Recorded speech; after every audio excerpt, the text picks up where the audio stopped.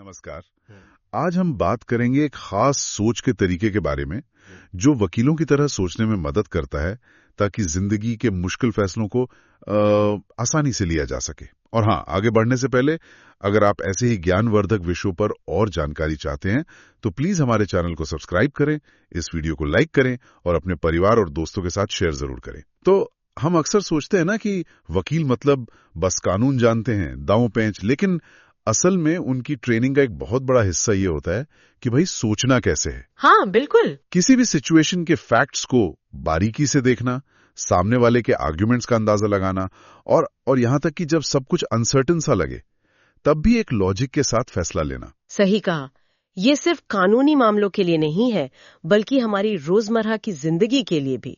मतलब एक कमाल का नजरिया है। बिल्कुल। ये एक तरह की मेंटल टूल किट है, समझ लीजिए, जिसे वकील अपनी ट्रेनिंग में सीखते हैं। हाँ। और अच्छी बात यह है कि ये सिर्फ कोर्टरूम तक ही सीमित नहीं है। हाँ। इसे हम सब अपनी जिंदगी में बेहतर फैसले लेने के लिए इस्तेमाल कर सकते हैं, चाहे वो ऑफिस का कोई चैलेंज हो या घर का कोई मामला या कोई पर्सनल उलझन। सही।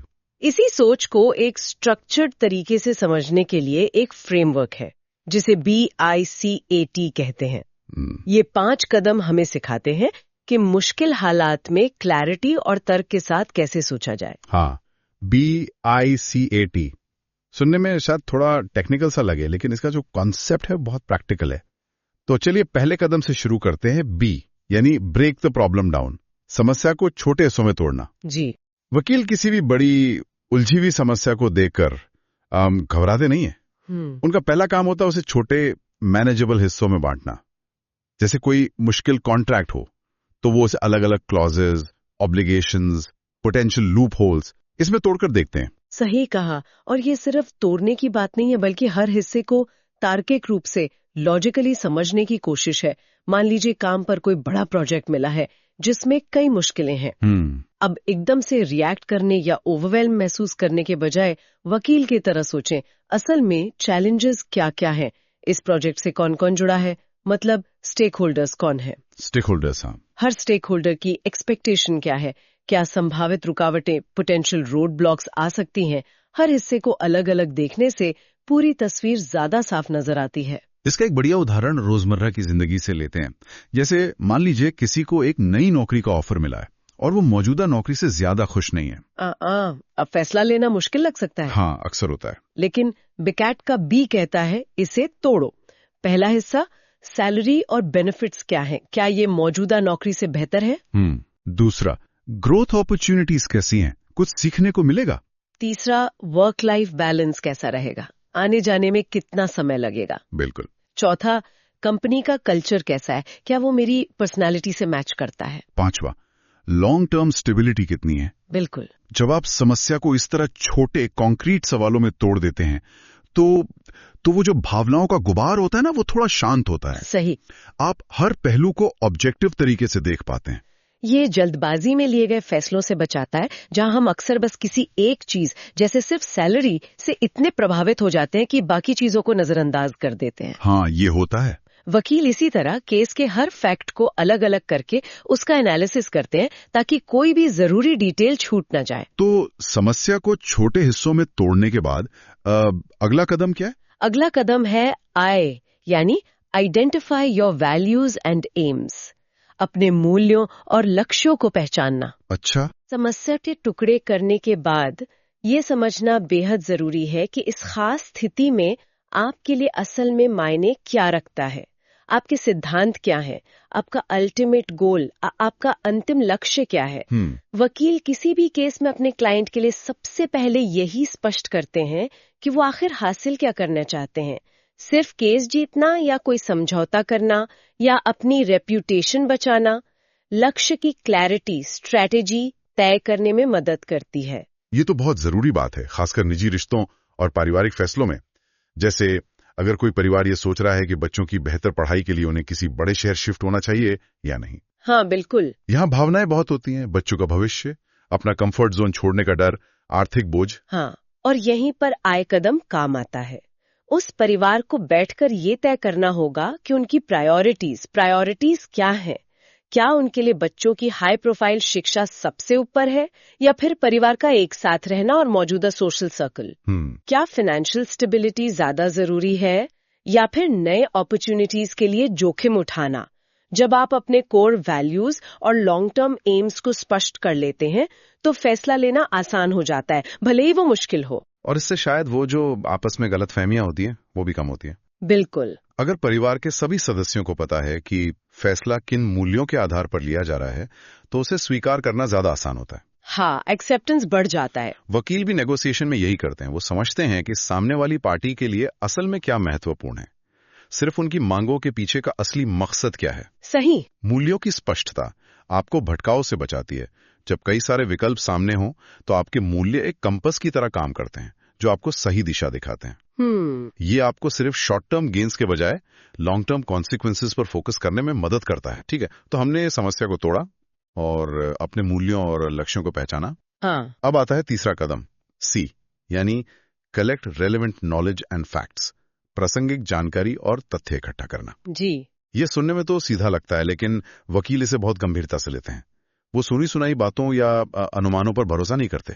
उनका काम ही है सबूत ढूंढना, तथ्यों की पुष्टि करना। हाँ, और ये सिर्फ जानकारी इकट्ठा करना नहीं है बल्कि प्रासंगिक जानकारी इकट्ठा करना है। हाँ। आज के इंफॉर्मेशन ओवरलोड के जमाने में ये जानना बहुत जरूरी है कि कौन सी जानकारी काम की है और कौन सी सिर्फ शोर है। सही बात है। वकील सीखते हैं कि कैसे इंफॉर्मेशन को फिल्टर किया जाए, सोर्स की क्रेडिबिलिटी को कैसे जांचा जाए और बायस को कैसे पहचाना जाए। एक तरह से ये एक इन्फॉर्म्ड सिटीजन बनने जैसा है। जैसे आजकल किसी भी सामाजिक या राजनीतिक मुद्दे पर, पब्लिक पॉलिसी पर लोग तुरंत अपनी राय बना लेते हैं, अक्सर बिना पूरी बात जाने। हाँ, बिल्कुल। वकील की तरह सोचने का मतलब है कि किसी भी तरफ झुकने से पहले सवाल पूछना, असल में नियम या कानून क्या है, इसके पक्ष और विपक्ष में क्या ठोस सबूत, एविडेंस हैं, क्या कोई इंडिपेंडेंट रिसर्च है, इस नीति से असल में किसे फायदा और किसे नुकसान हो रहा है, क्या कोई हिडन एजेंडा हो सकता है। बिल्कुल, ये क्रिटिकल थिंकिंग का एक बहुत अहम हिस्सा है। जानकारी इकट्ठा करने का मतलब सिर्फ डेटा जमा करना नहीं, बल्कि उसे समझना, उसका विश्लेषण करना और उसकी सीमाओं को पहचानना भी है।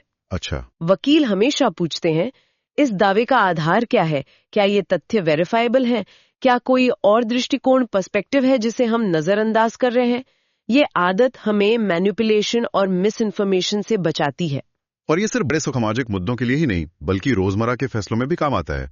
जैसे कोई बड़ी खरीदारी करनी हो, घर या गाड़ी। हाँ। सिर्फ ब्रोशर या सेल्समैन की बातों पर यकीन करने के बजाय खुद रिसर्च करना, रिव्यूज पढ़ना, तुलना करना, शायद किसी एक्सपर्ट से सलाह लेना, ये सब सी का ही हिस्सा है। सही। एक इन्फॉर्म्ड डिसीजन हमेशा एक अंधेरे में तीर चलाने से बेहतर होता है। और ये हमें अगले कदम की ओर ले जाता है, जो शायद इस फ्रेमवर्क का सबसे दिलचस्प हिस्सा है। वो कौन सा है? वो है ए, यानी argue both sides of the issue. मुद्दे के दोनों पक्षों पर तर्क करना। अच्छा। वकील को सिर्फ अपने पक्ष के तर्क तैयार नहीं करने होते, बल्कि उन्हें विरोधी पक्ष के तर्कों का भी उतना ही गहराई से विश्लेषण करना होता है।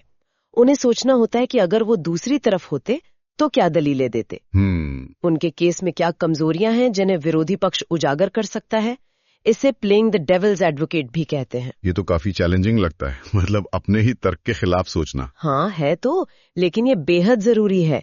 ये आपको अपनी सोच की कमजोरियों, अपने ब्लाइंड स्पॉट्स को पहचानने में मदद करता है। अच्छा। जब आप जानबूझकर अपने ही नजरिए पर सवाल उठाते हैं तो आप उसे और मजबूत बना पाते हैं, या फिर ये महसूस करते हैं कि शायद आपका नजरिया पूरी तरह सही नहीं है।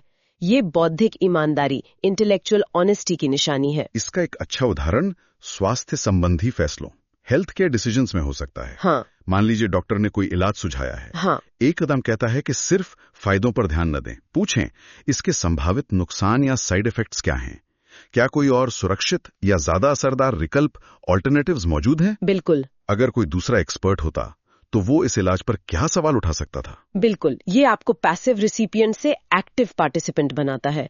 आप सिर्फ सलाह मान नहीं रहे बल्कि उसे परख रहे हैं। सही। वकील कोर्टरूम में यही करते हैं। वो हर गवाह के बयान, हर सबूत को शक की नजर से देखते हैं, भले ही वो उनके पक्ष में क्यों ना हो। वो हमेशा पूछते हैं, क्या इसका कोई और मतलब हो सकता है, क्या ये पूरी कहानी है। ये आदत हमें कन्फर्मेशन बायस से बचाती है। यानी सिर्फ वही जानकारी ढूंढने की प्रवृत्ति जो हमारी मौजूदा सोच से मेल खाती हो। तो पहले समस्या को तोड़ा, मूल्यों को समझा, तथ्य जुटाएं, हाँ, और फिर दोनों पक्षों से तर्क किया। हाँ, अब क्या बचा? अब आता है आखिरी लेकिन शायद सबसे मुश्किल कदम टी, यानी टॉलरेट अनसर्टेनिटी एंड डिसएग्रीमेंट, अनिश्चितता और असहमति को सहन करना। वकील बखूबी जानते हैं कि जिंदगी हमेशा साफ सुथरी ब्लैक एंड व्हाइट नहीं होती। ज्यादातर कानूनी मामलों का कोई एक 100% सही जवाब नहीं होता। हाँ, ये तो है। कानून की व्याख्या अलग अलग हो सकती है, सबूत अधूरे हो सकते हैं और नतीजे अनिश्चित हो सकते हैं। हमें अक्सर लगता है कि हर समस्या का एक परफेक्ट समाधान होना चाहिए, और जब नहीं मिलता तो हम या तो फैसला टालते रहते हैं, डिसीजन पैरालिसिस जिसे कहते हैं। हाँ, डिसीजन पैरालिसिस, बिल्कुल बिल्कुल। वकील की तरह सोचने का एक अहम हिस्सा है ये समझना कि अनिश्चितता जीवन का हिस्सा है।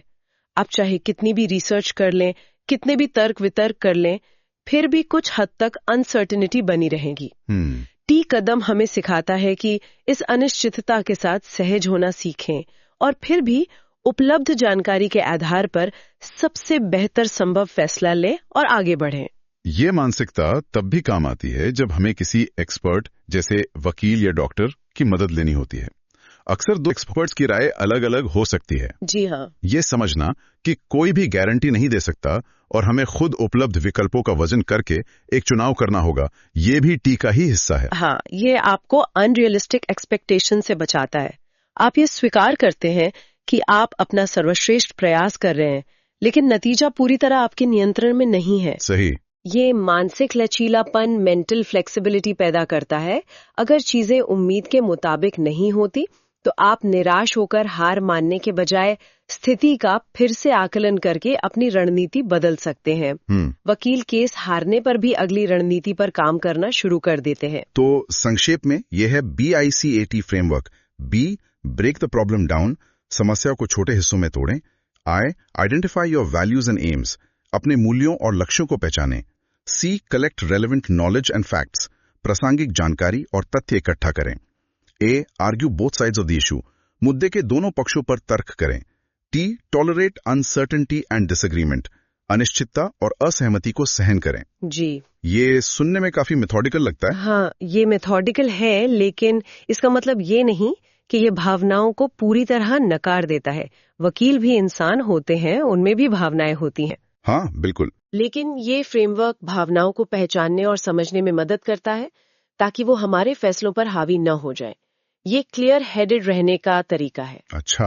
और जैसा कि आपने शुरू में कहा था, इसका मतलब झगड़ालू या सिर्फ बहस करने वाला बनना नहीं है, बल्कि जिज्ञासु, सिस्टमैटिक और तार्किक बनना है। और मुझे लगता है ये सोच का तरीका निष्पक्षता, फेयरनेस और खुले विचारों, ओपन माइंडेडनेस को भी बढ़ावा देता है। हाँ। जब आप दोनों पक्षों पर तर्क करते हैं तो आप दूसरे के नजरिए को समझने की कोशिश करते हैं। जब आप अनिश्चितता को स्वीकार करते हैं तो आप एरोगेंट होने से बचते हैं। बिल्कुल। ये पर्सनल रिस्पॉन्सिबिलिटी भी सिखाता है। आप सिर्फ किस्मत या दूसरों को दोष देने के बजाय अपनी सोच और अपने फैसलों पर ध्यान केंद्रित करते हैं। बिल्कुल। और इसके साथ साथ ये कम्युनिकेशन, नेगोशिएशन और प्रॉब्लम सॉल्विंग जैसे लाइफ स्किल्स को भी मजबूत करता है। हाँ, ये तो है। जब आप अपनी सोच को स्ट्रक्चर करना सीख जाते हैं तो आप अपनी बात ज्यादा स्पष्ट रूप से रख पाते हैं।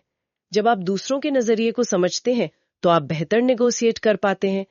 संक्षेप में, ये सिर्फ फैसले लेने का तरीका नहीं, बल्कि जिंदगी को नेविगेट करने का एक ज्यादा प्रभावी तरीका है, खासकर तब जब रास्ते में मुश्किलें या उलझनें आएं। ये वाकई एक शक्तिशाली फ्रेमवर्क है। इसे सिर्फ वकीलों तक सीमित नहीं रहना चाहिए। सही कहा। और अब जब हमने इस फ्रेमवर्क को समझ लिया है तो एक सोचने वाली बात यह है, इस BICAT फ्रेमवर्क को रोजमर्रा की किसी ऐसी सामान्य दुविधा में कैसे इस्तेमाल किया जा सकता है जिसके बारे में हमने आज सीधे तौर पर बात नहीं की। सोचिए, जब आपको दोस्तों से किसी निजी मामले पर बिल्कुल उल्टी सलाह मिल रही हो, एक दोस्त कुछ कह रहा है, दूसरा बिल्कुल विपरीत। हाँ, होता है ऐसा। या फिर जब आप तय करने की कोशिश कर रहे हो कि अपनी बचत को कहाँ इन्वेस्ट करें। इन छोटी रोजमर्रा की उलझनों में ये 5 कदम कैसे रास्ता दिखा सकते हैं? ये एक दिलचस्प सवाल है जिस पर सोचा जा सकता है। आज की चर्चा पर आपके क्या विचार हैं? अपनी जिंदगी में फैसले लेते वक्त सबसे ज्यादा किस चीज पर फोकस रहता है? क्या अनजाने में ही BICAT के किसी कदम का इस्तेमाल होता आया है? नीचे कमेंट सेक्शन में हमें जरूर बताएं। और हाँ, अगर आप यहाँ तक आ ही गए हैं तो जाने से पहले चैनल को सब्सक्राइब करना ना भूलें, ताकि आपको ऐसे ही उपयोगी और ज्ञानवर्धक वीडियोस के नोटिफिकेशन मिलते रहें। धन्यवाद।